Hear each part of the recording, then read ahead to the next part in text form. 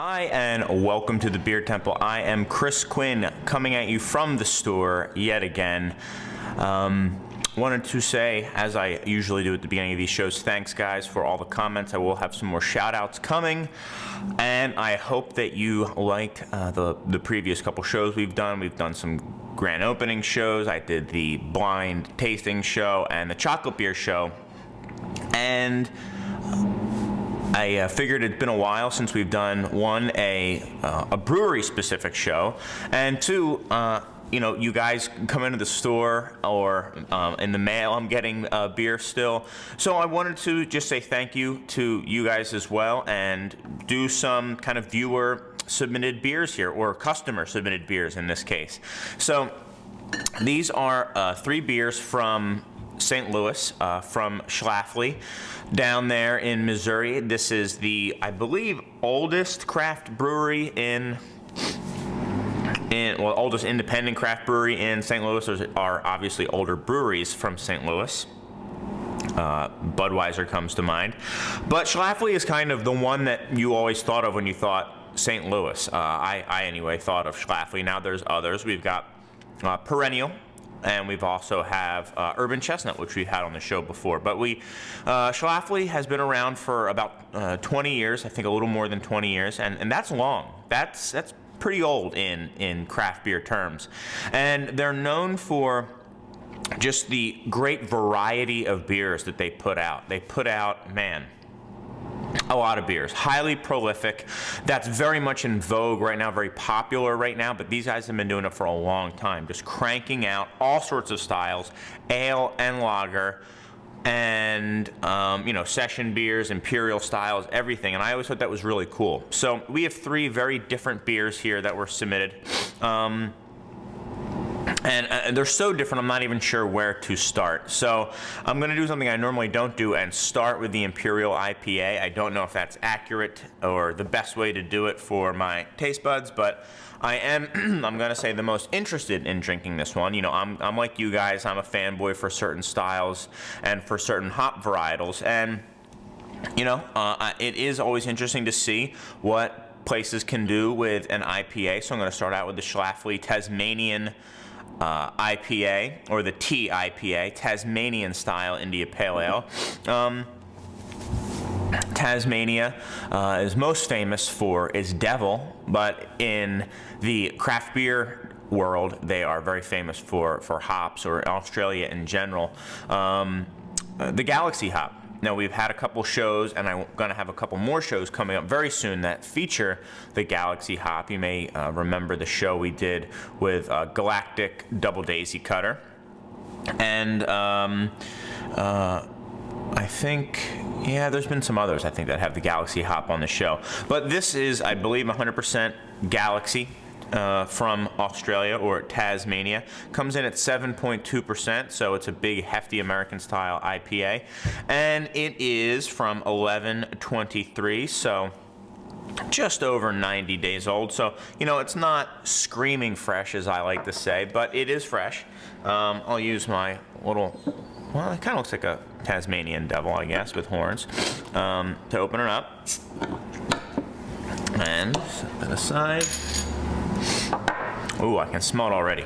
So, still don't have my Spiegelau glass back. I broke it after one of our shows and have not had a chance to bring in another one.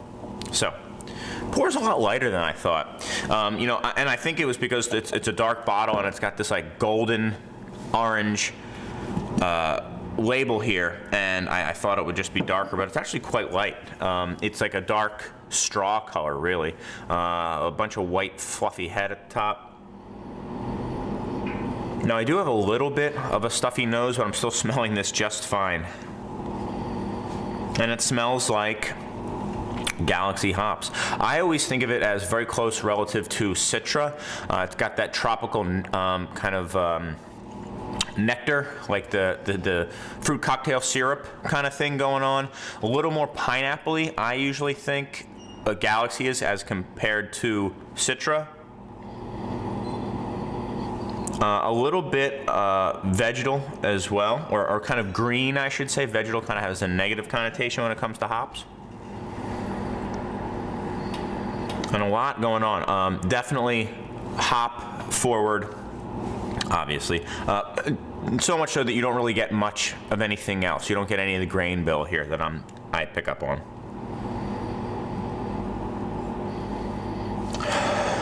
A bit of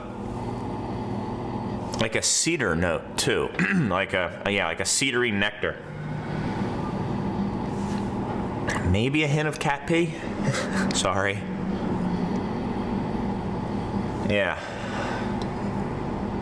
Smells good overall. It's almost got like a rotted tropical fruit thing going on, or it's starting to decay and it's becoming like so drippy that it's starting to get that little funked up note to it. Not bad necessarily for an IPA. I've been smelling it too long. I love smelling beer.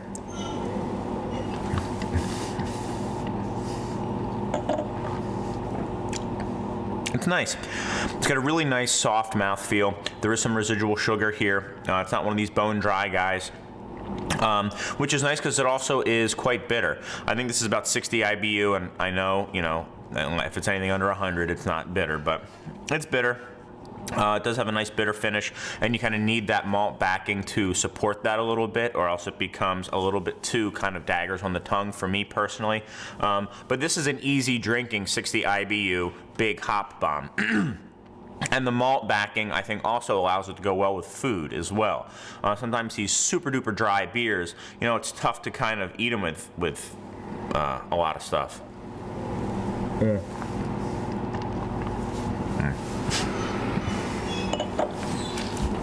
Eat stuff with them, drink them with food, is what I meant to say. It's got a little bit of that rotting tropical fruit thing going on as well. It's interesting.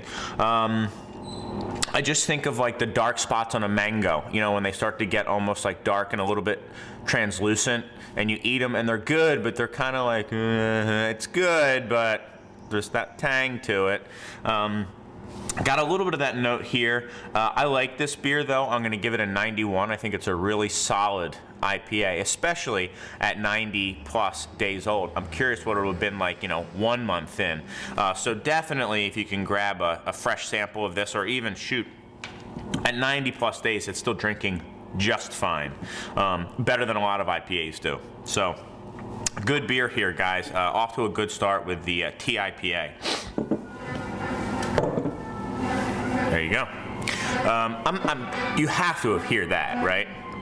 The huge. What is it with like me filming these shows? You must think that there's always some sort of fire or crisis going on in front of the store at all times, which isn't necessarily the case. I think it's just when I'm recording shows. Moving on. Stout with coffee extract, which is interesting. This is the coffee stout from Schlafly. They've been brewing this one for a long, long time. It's a sessionable coffee stout. I think it's like 5%, something like that. Doesn't necessarily say how strong it was. I remember it being, not a huge double imperial coffee stout.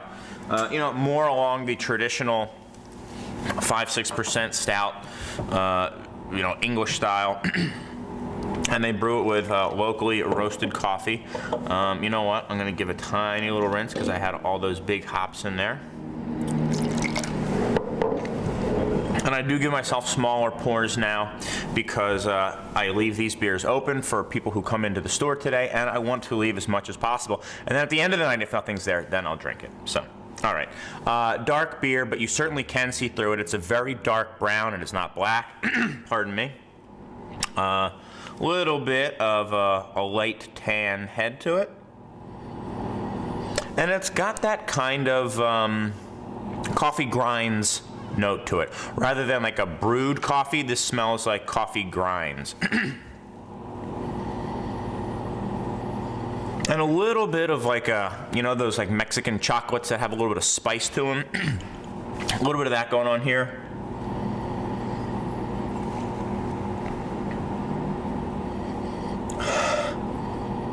And some also, maybe like semi-dark chocolate as well. So you got ground coffee, semi-dark chocolate, and then some of that like Mexican spiced chocolate going on.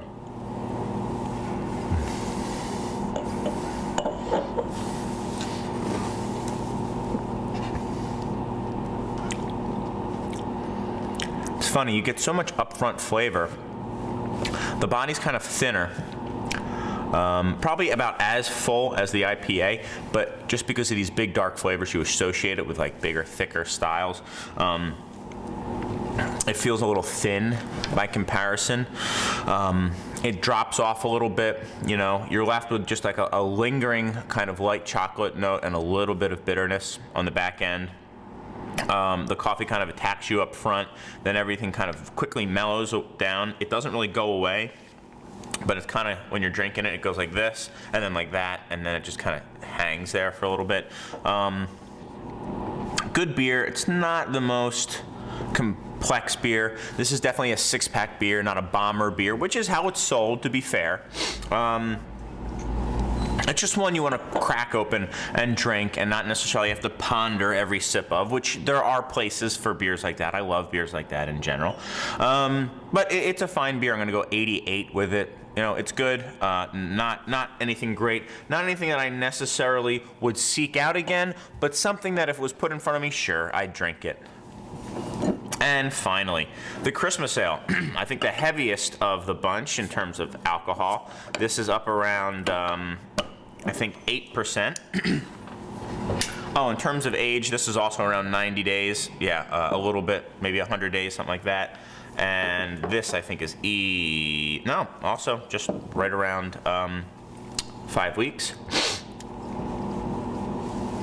So this is the Christmas Ale, spiced. I think there's clove, juniper, ginger, some other stuff in here as well. Usually it's, you know, a brown ale base for these Christmas beers. I know it is now the last day of February here, and I'm drinking a Christmas beer, but you know, this beer, one of the more traditional aging American beer styles. Not that Christmas ales are American, but you know, in America, you know, they're very age-worthy. Quite delicious. A lot of cookie spices going on. Reminds me a lot of gingerbread cookies. Definitely get that ginger and kind of the allspice thing going here. I get a bit of licorice in here. I wonder if it has licorice in it. Doesn't say. But I definitely get a little bit of anise. A nice kind of brown sugar malt backing to it as well.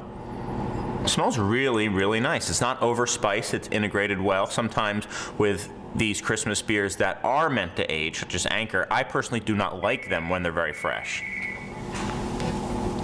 One moment.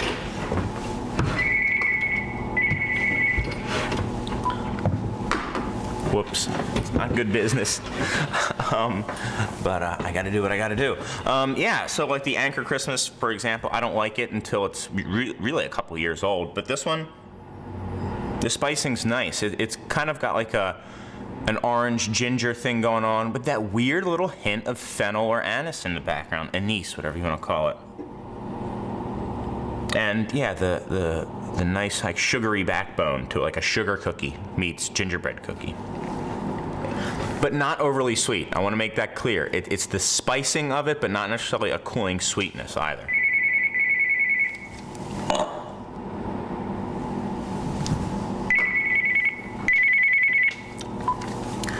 Pull a beer temple. That's me. Good. Can I call you back or have you call me in about 5 minutes? Okay, thanks a lot. Bye. Her name was Brittany from some sort of group. I have no idea who that was. Hopefully not some like reporter for like the Tribune who wants to do something on me. But doubt it. Always salespeople. Anyway, guys, I apologize, but I should run soon. Somebody's trying to come in. So, really nice cookie spicing going on here. Good brown ale. I like it. It's well integrated, would go great with food. I do get a lot of that orange and ginger going on here. Really, really well put together. I'm gonna go 91 with this one as well. Maybe even 92. I like it, and I think I should probably go. So thank you guys so much. I'm sorry, guys, that I keep doing this to you. Coming up next, I promise next time, I'll have plenty of good beer to drink. I hope you do too, and I'll have plenty of time. See ya.